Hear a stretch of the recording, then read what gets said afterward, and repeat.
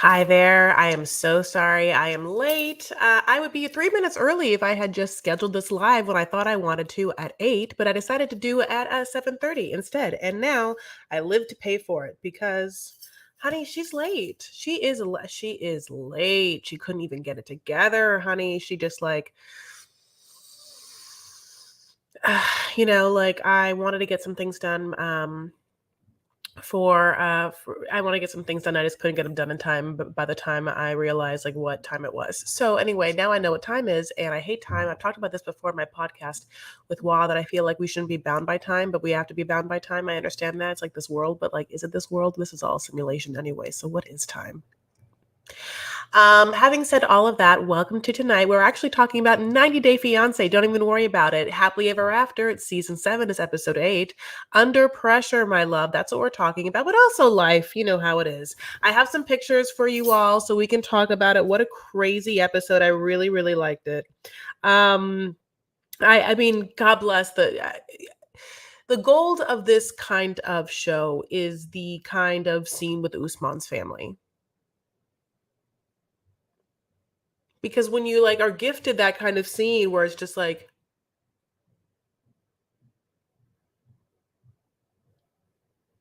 which I guess is why we're continually gifted, I guess, if you think about it that way, the scenes with Sumit and Jenny and his parents, because, like, I guess it's just otherworldly to watch, like, fish out of water scenes where someone has to, like, be amongst a different culture and they are not that culture, and then other people have to accept them, and they're in many ways unacceptable. You know what I'm saying? I love you guys so much. Oh my God, you guys, thank you so much for being here. I love you guys. Nice to see you. You are worth the wait. Oh my God, I know. Chris, where are you? I know, right here. I love you. I love you. I'm so sorry. I kept you guys waiting. It's truly horrible. I should have like I was in the supermarket. It's the only reason why I couldn't get in before. Yay! I did have a nice weekend. I hope you guys did too. I went to the Arab American National Museum Gala in Dearborn, Michigan at the Henry, which was a beautiful hotel and a lovely museum which celebrates the rich and beautiful heritage of Arab Americans. It's from 22 different countries. It's a big, uh, they have a lot of work to do, and that's just the countries, and it's not even the religions. But anyway, they're a beautiful museum and they do incredible work. And if you're ever in Dearborn or Detroit, because it's right there, check it out because Dearborn in itself is like a little mini Arabia, if Arabia is a thing, like Arabian Nights, kind of like, because it's just like there's just Arabs everywhere, different country Arabs everywhere, like it's just spices and markets and restaurants and coffee houses, Yemeni coffee houses, and it was really great. So, I had a lot of fun. It's nice to see all my friends. Yay! Hi, friends. Thank you so much for being here. I really appreciate you guys just like saying hi. It makes me feel so good. Look at all your beautiful avatars. Oh my God, your beautiful pictures. Um, I love you guys anyway, so let's get in. Like this video if you haven't, give it a little thumbs it up so that people, like know what's happening. I'll tell you right now that I forgot to post it in Vanity Fair, which is my Facebook group. Forgot to post about this. Didn't post. I didn't post it. You know what I'm saying? So if you don't mind doing that, that'd be great. I should have done that.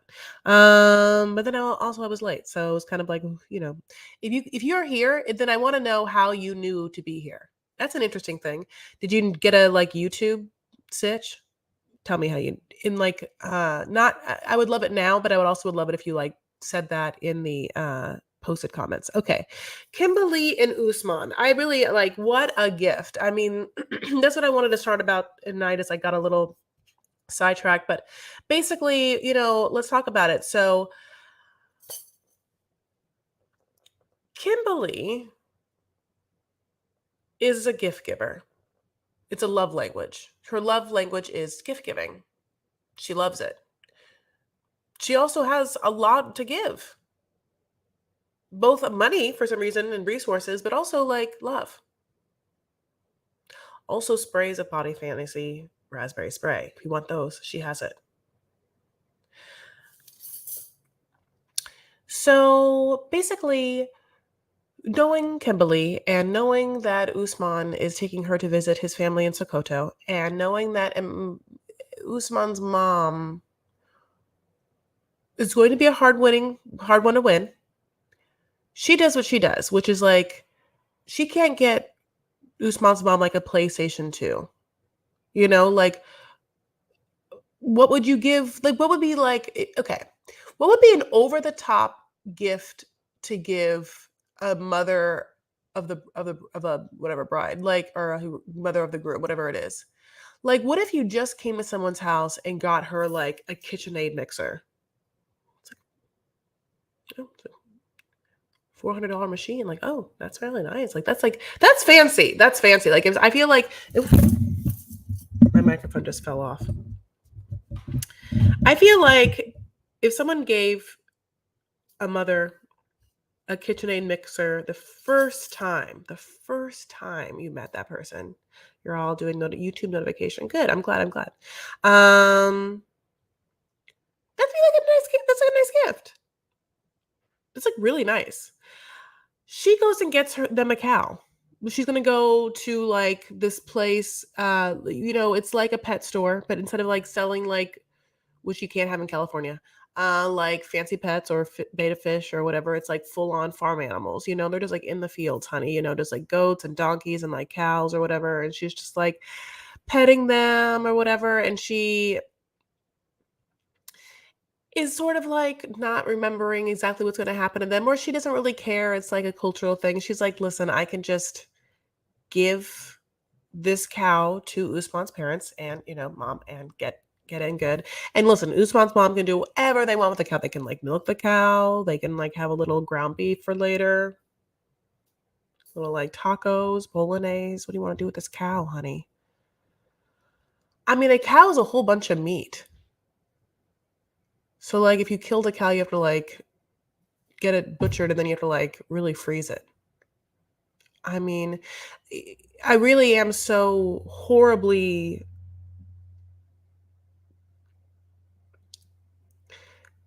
what's the word? Disconnected from the food cycle in that have never known what that life is like. I've never had to kill an animal, kill it, and then eat it. And here's the thing, I respect it because I can't do it. And it's like how we survive, and we need people to, and because a lot of people eat meat. And I'm not saying that they should or whatever, but I'm just saying, let's be honest. So it's like it's a really beautiful thing to understand that like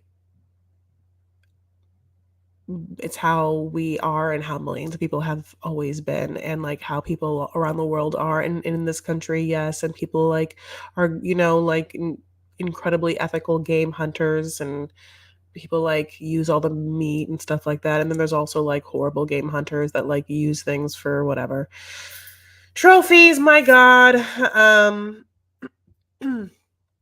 Cows are professional slaughter. Goats are barbecue. Easy. Oh, who knew? I mean, pigs are supposedly look easy, right? Pigs are just like you put them on something, you put like an apple in their mouth and like pineapple. I'm not quite sure. Okay, so here they are, and let's talk about this. So basically, what happens is they find the cow of their dreams. Usman does take over. Hi. Usman's like, hey, do we have any moderately priced cows, like in moderate stature as well as moderately priced? And if you happen to F around with me, honey, I will take my cow business elsewhere. I have no problem with that. I'm Usman, international superstar. I don't settle for your like overly expensive moves. So then this guy's like, yeah, like whatever, here's his price. And she's like, how much is that? Now, when he tries to like tell her like the difference in price between what she was initially given and what he bargained down for, it was confusing. It's like he said it was 200,000 bloobity bloobs, and he was like, that's around 500, and she was like, no, 500, I won't. No, I can't. No, it's so expensive for me. No, I can't, not possibly. And then he's like, okay. And then the guy's like, how about 185? And then that seems like it's only like 15,000 less, unless that man really meant like from 200,000 to 180. 85 of whatever that means, which means like I can't do math, but if 500 was 200,000, that means it's like cents, cents.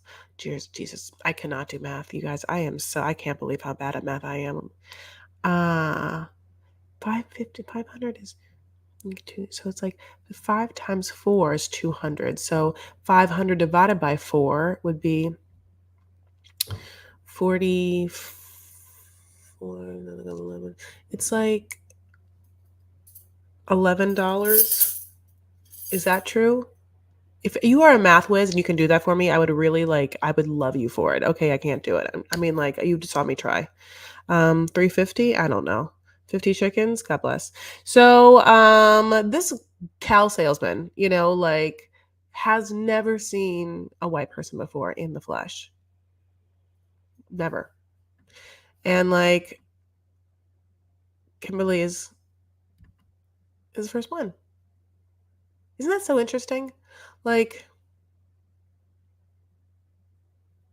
did his eyes just dance around, taking in features, because it's like she's so foreign. I don't think I know I wouldn't I get upset if people stare at me in any sort of situation. You know what I'm saying? Like I get weirded out when people are looking at me. Like I should just learn to deal with it. Ha ha ha. But honestly, it freaks me out. So I would be scared to go to countries where I feel like I would look soups other and people would want to look at me because of that. I don't know what that would be. I'm, Asia, maybe. I mean, I'm not quite sure, but maybe, because I'm 5'8", I'm curvy, I have fake blonde hair. You know what I'm saying? Maybe not. They're like, oh, you're no, I don't know. So basically, then this is the actual picture of it. I keep putting it up the scene. After they get the price, he just takes her whole wad of cash and then just gives it to this man who's never seen a white woman before, and is like, "You just take the money that you want from here. You just take what you want. Is this or is it? I don't know. I don't know how to count cash. Can you just count this and take what you want from it?" This person. It was a little weird, right? You should have seen Kimberly's face, just I feel like I would be like, "Oh, I know how much that is." Maybe they just don't know. She doesn't know at all how much any of it is, what her money means. You don't know what your money means? Gotta know what your money means. Um, so basically, they are gonna go to Usman's mom's and introduce Kimbali to the family. And the family is the hierarchy decision-making elders of the family that he needs to impress. It includes his mom, his older sister, his eldest sister, and his eldest brother, and then his brother who's elder to him, I think right by him. And that one has always given him trouble. Okay. Now he already met with his elder brother, just the eldest. So sorry. There's the eldest and the elder brother. There's the eldest sister and the mom. Okay, that's what it is. So the eldest brother and him, they already met. Okay, and the eldest brother knows what's been happening with Usman, which is this woman in his life, and they also obviously remember baby girl. So it's not been the greatest of times in which he's brought women home or wanted to get married to women, and it feels like he has sort of a pattern that his parents and elders have sussed out, and they're not happy about it at all. You know what I'm saying? So we get into this house, honey, and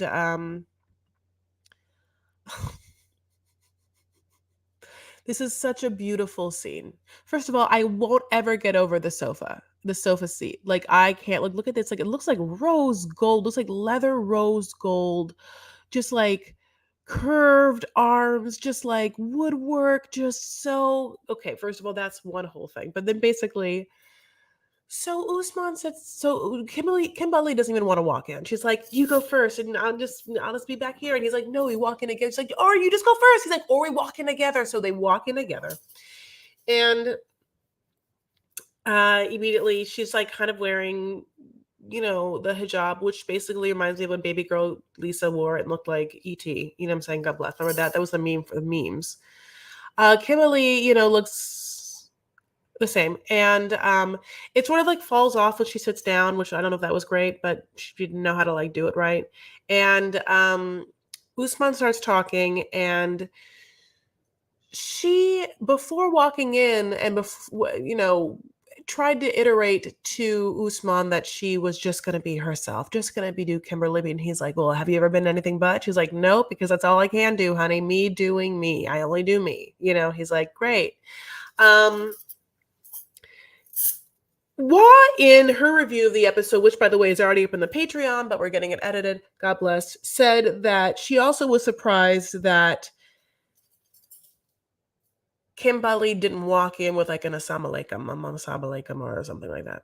And that thing that I think that, I wonder if, sorry, my hair's crazy. I wonder if Usman did the best he could on how to coach her to win points.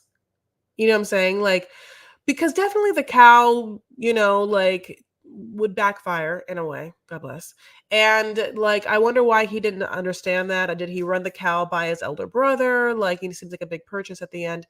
She actually brought him something else. So, like they wanted the cow to be like a different thing. And so, God bless. So they start to go in on Usman, like, who's this woman and what are you doing? And okay, we've already met a woman like this before and you're crazy. And also, can you just date a woman around here who can like birth you kids? Just what is it about old white women that like can't birth you kids that you are just foaming at the mouth for? It's bananas. I wonder what they all think of Usman and his career and stuff like that. Is Usman and his career the reason why she has that fancy living room set? And if so, great. And if that's why he's on the show, I see it. Like, but basically, Kimberly has never been demure or submissive or soups feminine in that way that can kind of like be a tender, vulnerable sweetness that could be endearing to a family that already doesn't like her. You know what I'm trying to say? Like, the thing that a lot of these like older American women don't do is that kind of like, oh, whatever you need. Hi. Nice to meet you. Assalamu alaikum. Thank you so much for having me in your house. Thank you so much. I don't know what to tell you. Like, you know what I'm saying? There is no like the body language or the energy that makes you feel like they recognize a certain amount of decorum that should be happening. I said that before, decorum, but like they're always just sort of like, yeah, I'm here. Yeah, I want to marry that one. What? I don't like what you're saying. Can I say something? Can I say something? Can I say something? It's just like, listen, it's a cultural difference. It's a cultural divide. It's just, it goes to show like how ingrained it is a certain individualism and a certain misunderstanding or ignorance towards other cultures or like other ways of whatever hierarchy in society between families and things like that. Like, there's the daughter-in-laws, the way that you kind of have to deify or queenify the matriarch of the family. Is that like a thing that like people I know? I mean, other people know, right? I mean, like it's the same way we would walk into some parent's house and not be like, yeah, I own this house. We walk into your parents, like someone's house, the parents of someone you respect's house with a certain amount of like, I love your child and thank you so much for having me here and what a beautiful place and love the trip here, whatever it is, like here's a gift and also the one coming. I mean, so knock, knock, knock, they do. And by the way, this is one of the reasons why I was late. I have my dad had to do some work and then he came in late and I wanted to like surprise him. So I have Boston Market coming, which I would never want to do, but it's what he wants to do.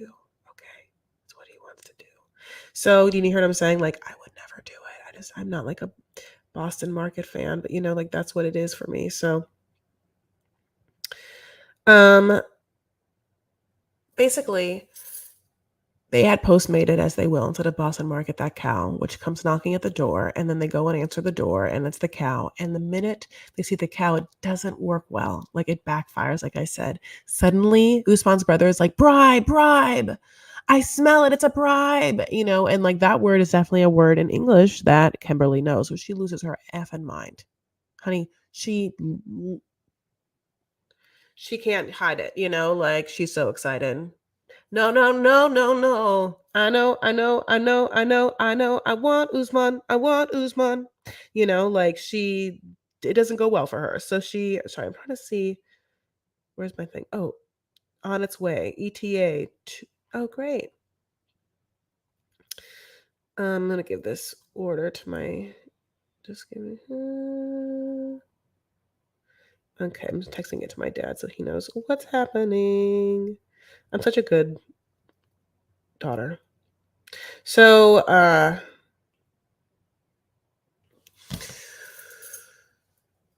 Kimberly loses her effing mind and then is like, "Can I say something? And it's not a bribe. It's not a bribe. Can I say something? Can I?" And it's like, no. The answer is no, no, no. The answer is no. Why? Because you brought a cow they didn't ask for. That's why you think you can say something. You are a guest in this house, and you are a unwanted guest. She basically told her son yesterday that he better not do the exact thing that he's doing today, which is having you in the house. You are of a certain age, seasoned as we will, and asking if they're going to like bless what? Your relationship? No. They want Usman to have a child. A. With a woman here B. But a child A. Definitely a child A. A woman here B would be great. She's not coming in also being like, also, I'm so super into the second wife thing, so don't even worry about the child thing. I can't wait to have a second wife. No, I'm into it. I can't wait to like just help raise that child with my money and whatever he's using me for. Huh? You know what I'm PlayStation 2s.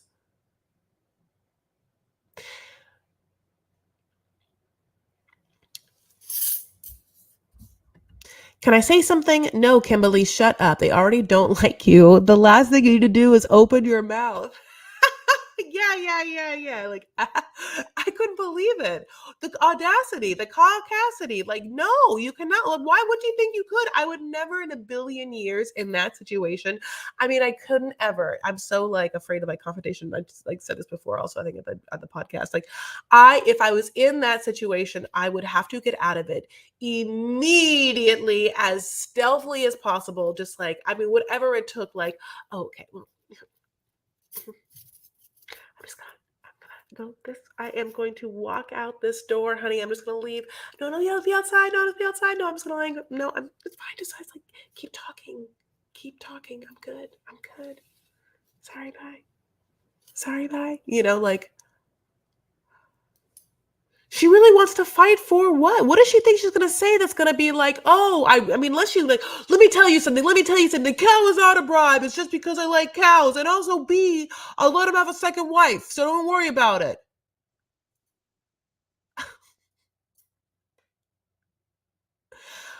I mean, I hope that at one point I want maybe one of the elder brothers would be like, well, let's see what this woman would say. All right, say something. Say something, I'm giving up on it. Like, like what? I don't know.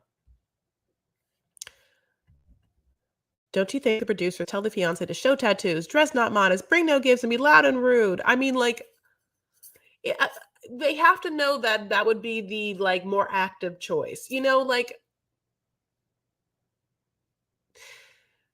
because your girl went to theater art school, God bless. Like when you're like, thinking about different choices to make in like a scene or an audition or whatever. There's like different ways you can do things, right? The different like ways that you can motivate things, the different ways you could they go about things, think about things, think the ways that the different thoughts you have while doing certain things.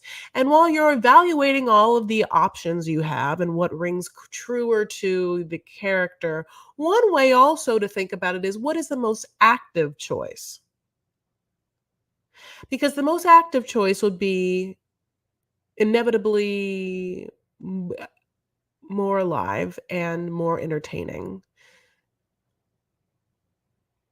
So, if I was to literally take that idea to producing a show like this, would that not be the same thing? It's more dramatic. It's a more dramatic or cinematic or whatever you wanna say interpretation, telling, storytelling technique in which you heighten things, you bring things out is the most active choice to get the biggest reaction from the audience, eliciting audience reaction, whether it's humph, crazy, why not talk about it? Ah, oh shit, whatever it is, like that's how you get people like interested in the story, So, oh, so where is my? Oh, I put it here. Forget that I didn't look at my notes. Okay, so basically,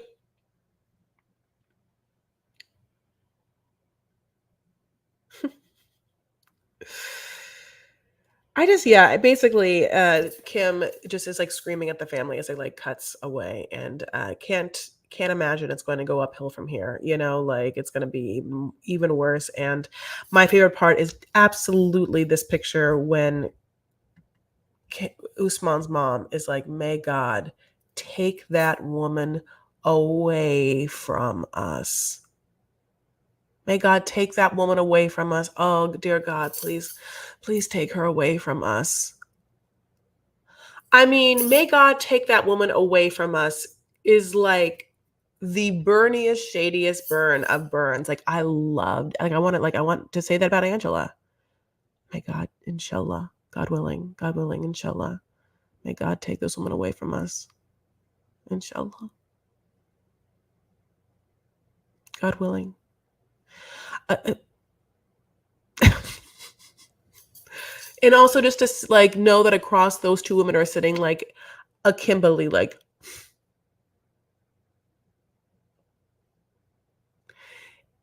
it's magical. What a magical scene that they gave us. I mean, this is what we keeps us coming back for more, truly. So let's move on, shall we? We can talk about Libby and Andre.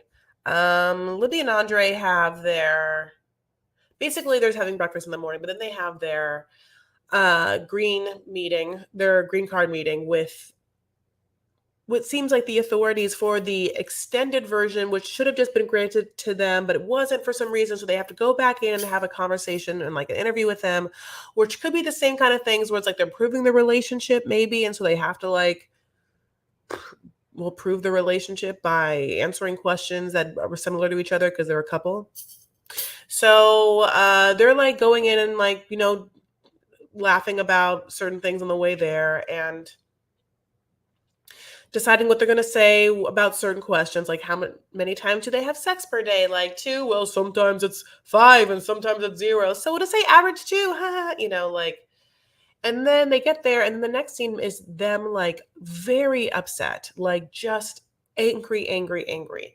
Basically, we can't really get like a full conversation or a full explanation until like a confessional where they say, that the interview was going well until they got tripped up on a question that involved the timeline of their relationship, like when they got together or when their anniversary was or when they met, where they met, when they met, and Libby answered it wrong. And then when she's like talking, uh, or whether rather arguing back and forth or whatever she's doing, talking loudly, gesticulating with Andre, she's also saying that she was nervous and therefore she might have like chortled a little bit. And he was like, "Well, you started laughing, Libby.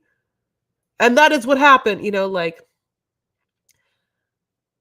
it's interesting that I don't know, it's interesting that they would think that the relationship was fake because there's a whole reality show about them. Unless truly it was like whatever reason possible and someone did call and was like, he's not good. Or his track record is like stained with Moldovan police drama. You know what I'm saying? Um Please do another Mila impression. I have a picture of her. I'll when I get to Mila, I will. Ellie is really, really. I love Melly. I love Ellie, and I love Mila. Like, I want them to be friends. I think they're like fun babies. I think that obviously Ellie's been given many different YouTube channels of different countries. They want her to be a star, so maybe like they should have Mila on, and it should be like salty and sweet or something, or just like in their little baking something. Because Mila's face, honey, is the cutest. I love it. I mean, both are so cute. So, um, yeah, they are just arguing back and forth, basically, between Libby and Andre after this interview.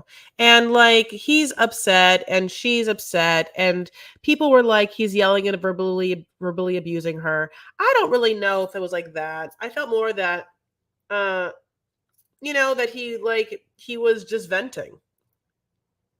Mm, I didn't feel like she was not being able to hold her own or not being able to like vent back to him.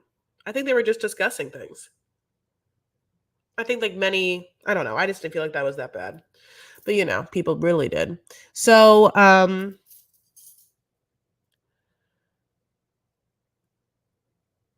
they have to like consider whether her family is a negative influence. And when they have a bad interview, they start to discuss the possibility of having to move from America. And Libby wants to be like, and that is why my family would never be behind this, because they want to see me all the time. And he's like, no, Libby, don't be stupid. They don't. No, they don't. They're jealous.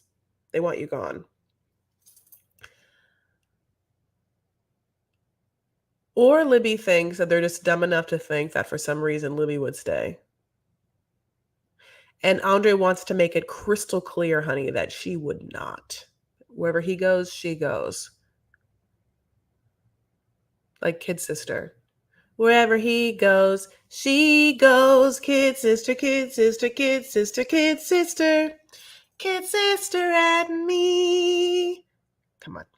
Let's move on to Jenny and Sumit. So Jenny and Sumit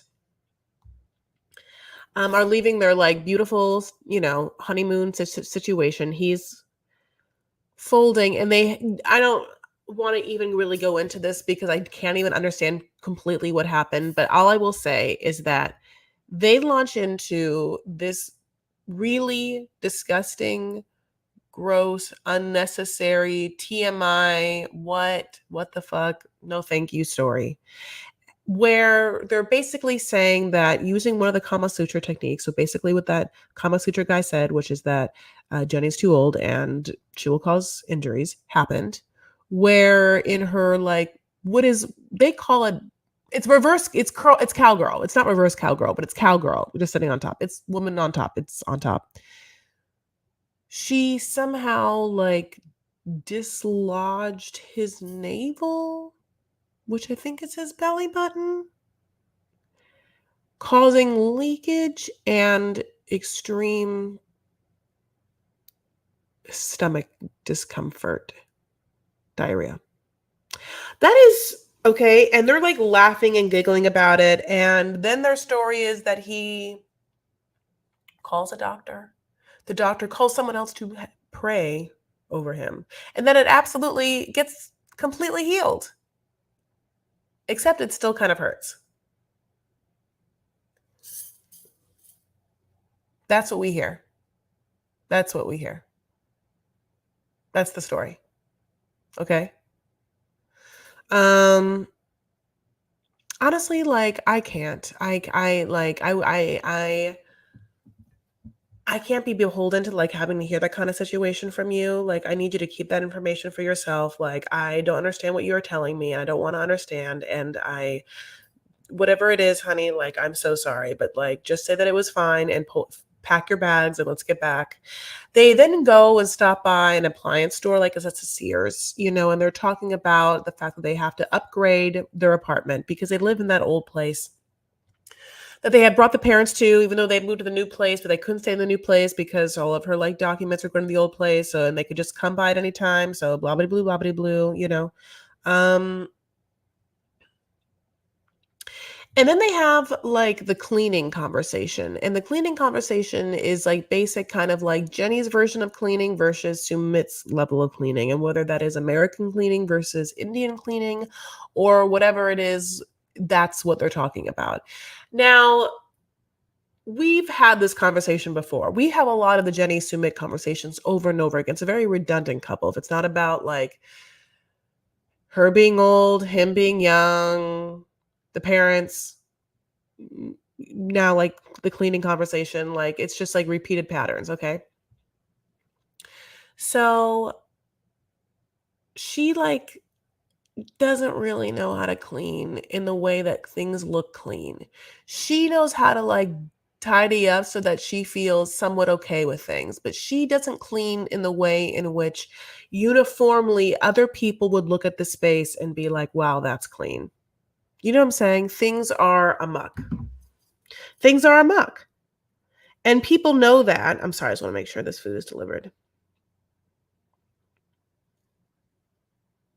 Oh, great. Let me just tell my dad, I'm so sorry. Delivered. It's here.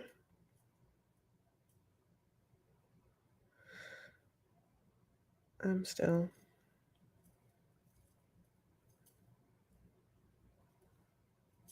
Okay, so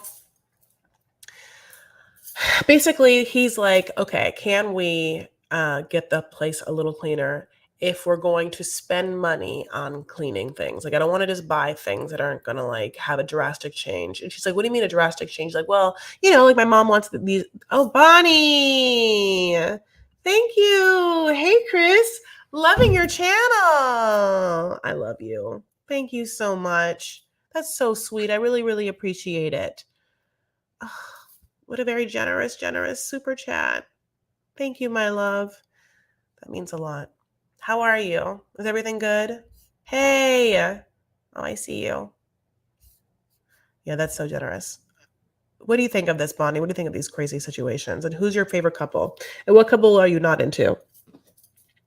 This with the Jenny and Smith thing, he's like, "Look, I'm gonna like, if we're going to get a vacuum, you have to like actually vacuum. And like, if we're gonna get this cabinet, it's because like you can't just like have dishes out. You have to like put things away. And that's what the thing is. It's like you can have blind spots, and by you, I mean I have blind spots when it comes to cleaning, where I'm like, oh, I guess yeah, like I guess my bedside table is kind of like just messy, and there's no reason why to just like take 10 minutes and clean that up.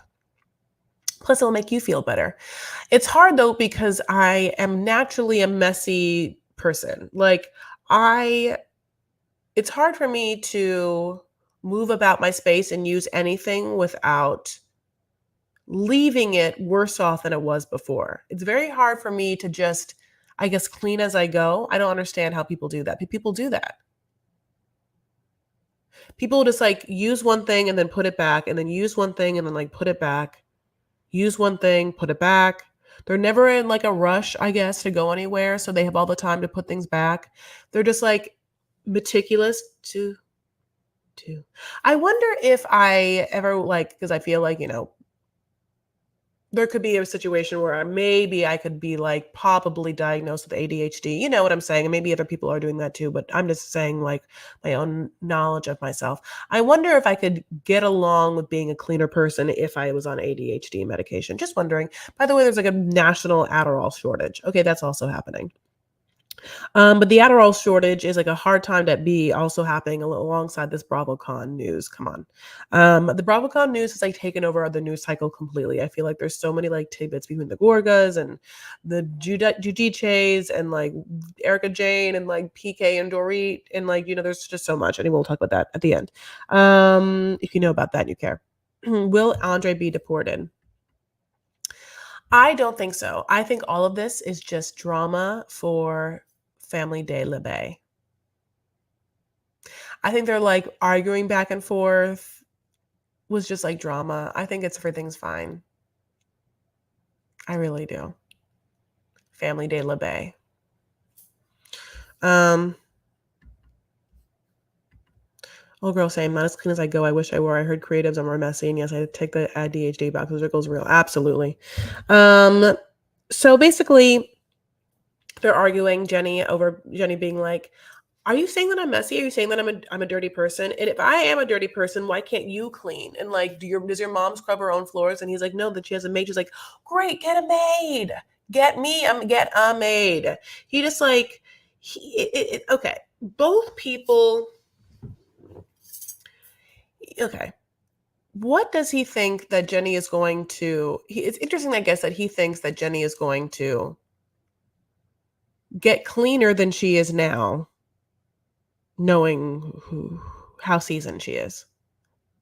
No, no, it's only a decline from here. Absolutely. I mean, so if you're gonna have to work within that, if that's something that's gonna be like necessary thing, you're gonna have to work within that. Whether you start cleaning because you say you are young and you have some work to do, you could start cleaning also, or you could hire someone for sure. Do you think Bilal had a vasectomy?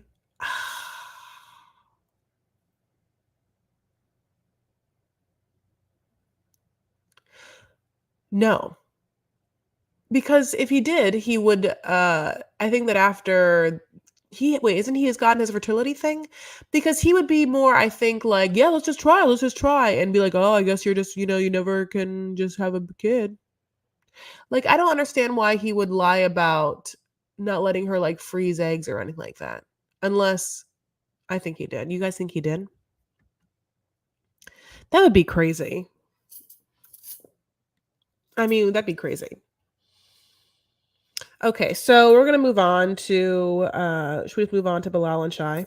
So Bilal and Shai do go to the doctor, and he, of course, tells her that she doesn't have that many eggs left, doesn't have that many eggs left, and that they should start having children immediately if that's something that she wants, because there's not, that many times in which they can probably have that naturally left. Okay, which is basically, we knew it, we kind of like know that, like we've been knowing it. We know how this kind of stuff works for women. We unfortunately understand it. That's why but we needed like him to be confronted with it to see how he was going to worm his way out of it, because even when the doctor was like, "Yeah, you should be trying," he was like, "So I'm hearing we should be waiting." Like, it's actually crazy. But it's also crazy that again that she wouldn't just freeze her eggs, which is another thing they come up with. But also I realize now that if she's to freeze her eggs, then they would have to take a month off of them trying. So whether she should just freeze her eggs now, start trying, that's like the crux of what they should be like dealing with.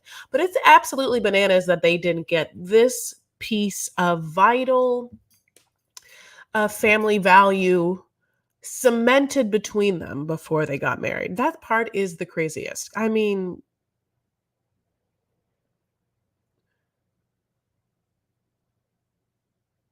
I think that he's going to have to get over it, and immediately.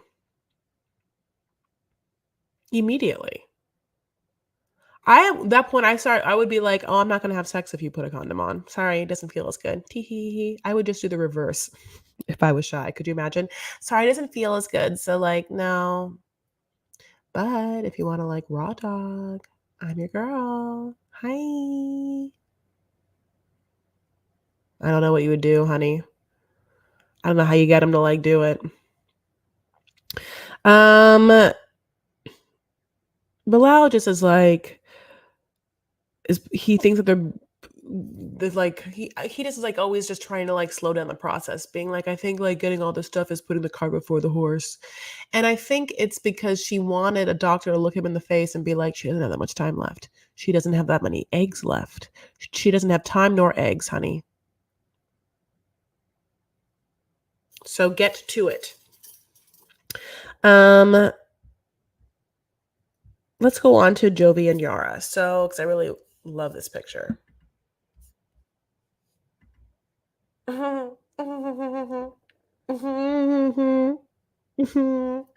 Okay, so basically they'll start. It's like really early in the morning, honey. It feels like it's like 5 a.m. and Yara's up and Jovi's up because Jovi has to, get his ass to the next job site, honey, and like leave super early in the morning. And I understand this, like it's like twilight. It's like basic, hardly any light. Like not even that baby's up. Mila's asleep, you know. Mila's like, be quiet in there. I'm getting my snoozies, you know, and like I know she's gonna have to sleep through the sound of the Nespresso machine that he's about to push because I can tell by the water reserve tank top that he is using to make his coffee in the morning, that's an espresso. I know what it sounds like. But she'll sleep through it, you know, and we're supposed to believe in this early morning twilight scene that finally Yara and Jovi come to a resolution about or compromise over her traveling alone and going to Europe with Mila to visit her mom and maybe other people during, you know, a military conflict and without him. And she finally is like, No, I'll wait for you. And he's like, thank you, you know, but I think all of that was fake. All of it was fake. It was just drama and fake. Fake, fake, fake, fake, fake. Okay? Fake. Fake. That was never going to happen. It's fine. Next scene is the scene with Mila and Miss Gwen and Yara, where, yeah, I mean, look at this little face. Look at those little pigtails, no baby hairs. Like, of course they pierce those ears, honey. Of course they pierce those ears. Look at them ears. Her little like pout, her little face. She is so cute. I love that she looks like she doesn't trust anyone. Not one. Who are you? Why are you talking to me? Who do you think you are? Can you not? No thanks. Like all of these thoughts in her mind. I love her so much. So she looks just like Jovi. Lil Jovi. Bon Jovi, honey. Lil Jovi. No wonder why I understand it's like, yeah, also Ellie looks just like Andre. So it doesn't even believe I don't even believe when listen, if you can't get customs to think that your marriage is legit when you have your own face on a baby, your own face on a baby, brand new baby for that came from the other woman. Come on. So, okay, so Miss Gwen and Yar hanging out, and Yar's like so happy about it. She's like, I just missed having Miss Gwen in my life. I missed having a friend.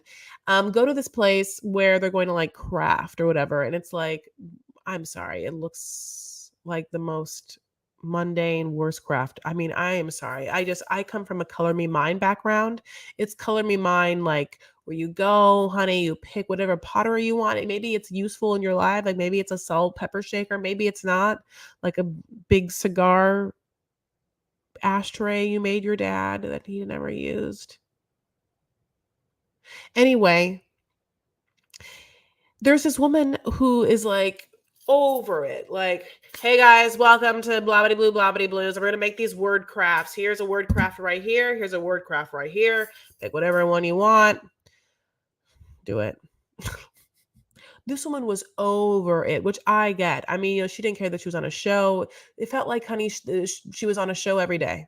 You know, it felt like she didn't give one F. I wonder if, like, she just felt like these women were annoying to her or whatever. God bless. She just, like, she should have looked at Mila's face because Mila's face would have given her a little joy, honey. She would have given pep in that step. And I mean, yeah, it's just like word art hanging on pieces, you know, and then like listen, I feel bad because I get it. Like they're all over the place, you know. Like I know that women love them. I know that you know there could be people in this room who have word art on their in their homes, honey, hanging somewhere. Family, love, God. All right, you know, I get it. I get it. Um, it's become like a little bit of a thing that becomes a little bit specific or and obtuse. It's quantity over quality. It's just everywhere, you know, I feel like kind of like certain trends like mason jars at weddings and stuff like that. Basically, I would advise against it, but I understand if it's there, okay? And there's, I guess, a certain amount of charm of walking into an incredibly charming, kooky, warm home with it or whatever. And I also understand that it became part of the aesthetic of like the ranch farmhouse aesthetic, which I get. Okay, I get. So, they're hanging out. They have some stupid conversation about like whether they're gonna, she's gonna bring the baby and stay a long time in Europe. And Mrs. Gwen's like, "Why would you do that? And do you have to bring the baby?" She's like, "Yeah, I want the baby to meet my mom." And Miss Gwen's like, "No." And I think that Yara's probably like, "You could have easily been spending so much time with this baby, honey. This whole time with this baby. I never see you in this baby. You had 6 months with this baby, honey. I didn't see you." So I'm gonna go where I'm gonna get all of the support and love I want in Europe, where I wanna always wanna be, because I never wanted to live here anyway, even though you guys accused me of wanting a green card when that's not whatever I wanted. I'm gonna stay in Europe. I hate America. Um, okay, my loves. Yarn, so we've done almost everyone except for Angela and Michael, right? God. Angela and Michael.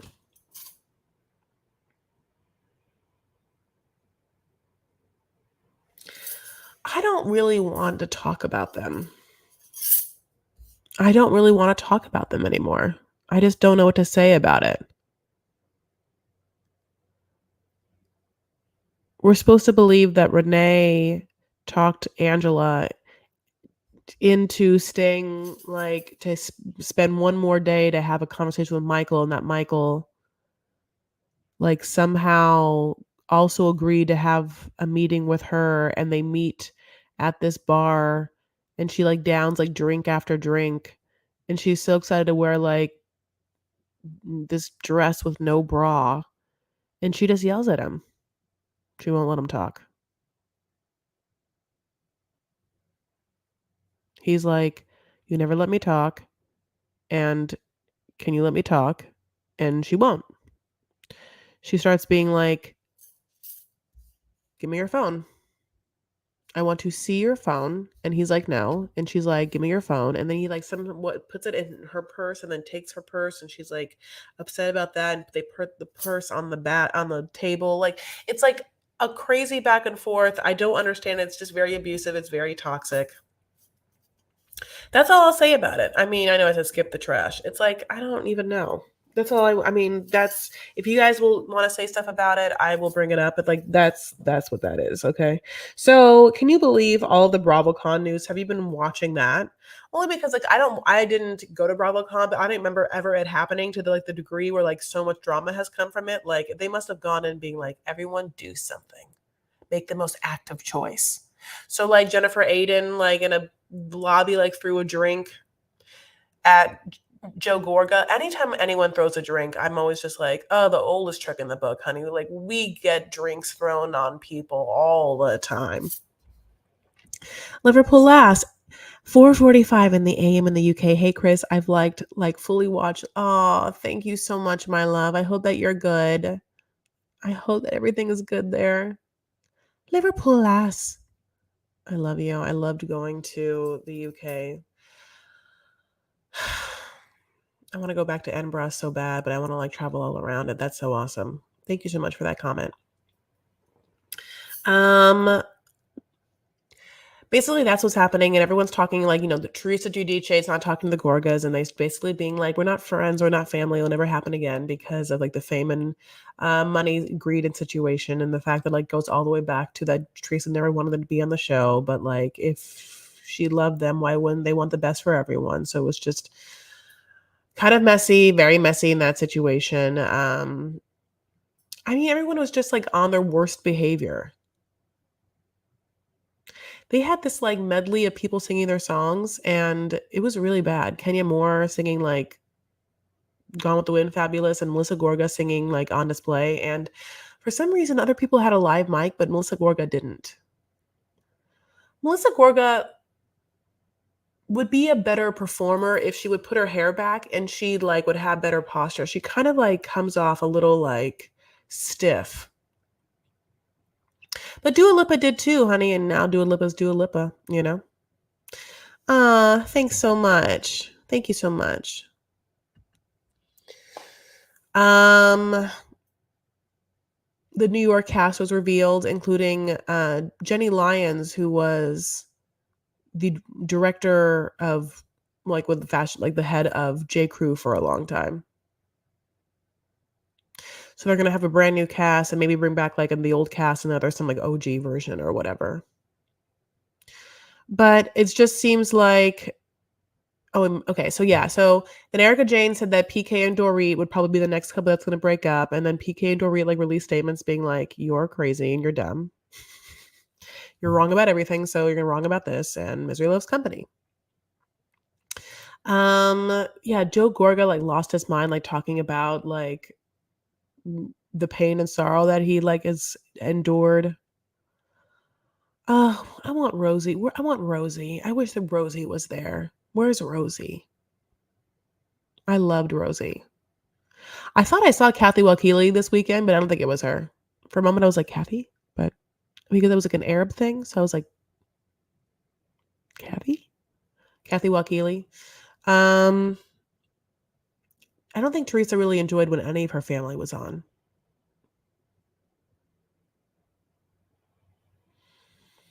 Oh, please drop chat and like our girl. Yes, like this video if you haven't. I'm gonna have to be leaving you guys soon though. I'm gonna go do some other things. I have to like eat a little bit of this food and like live my life and wind down. But I love you guys so much. I'm watching listen, I'm watching Single Life, but I have also been watching Sister Wives. So Monique and I are going to go and do a live for Sister Wives. We're planning ahead so we can put in Vanity Fair and on YouTube when we can do this. So if you are a Sister Wives fan, that means the Brown family. That means not Seeking Sister Wives. We're talking Sister Wives, Cody Brown, Mary, Janelle, Christine, Robin. Now, if you think I can go through and name all those kids, you're truly mistaken, McKelty. I love you. So how's Wah? Wah's doing great. Listen, it's Wah's birthday coming up. It's Wah's 40th birthday on Saturday. I'm spending hopefully all weekend with her. Hopefully starting Thursday. I just don't know exactly her schedule. She has to get back to me. I would love, I don't know, I would love you guys to just make sure that you flood her like Instagram with happy birthday comments. It would make me so happy. I know it would make her really, really happy. Make sure you're following her. That's my girl. If you want to, like, send her anything, you're welcome to. I know she has Venmo and stuff too. But Wah is turning the big 4-0. I'm so happy for her. So we're going to have a lot of fun this weekend and we'll be posting about it. So that'll be fun too. Sister wives, stand of kids, not so much the spouses. Yeah, for sure. Yeah. So that's what's happening there. So, yeah, a lot on the docket. Happy Halloween, my loves. Let's do a breath together. It is Saturday. Okay, we're going to do a little breath, cleansing breath. It's on a Monday for me, at least, Pacific Standard Time, 9 p.m. almost. We're going to let out everything and have like great energy for this week. It's Wa's birthday week, which I'm so super excited for her. So if you don't mind giving a little intention for her, just send a little warmth and light her way. We love her so much and it's a big one for her. So let's do our cleansing breath out. Then we'll do our one in, then out and in. Okay.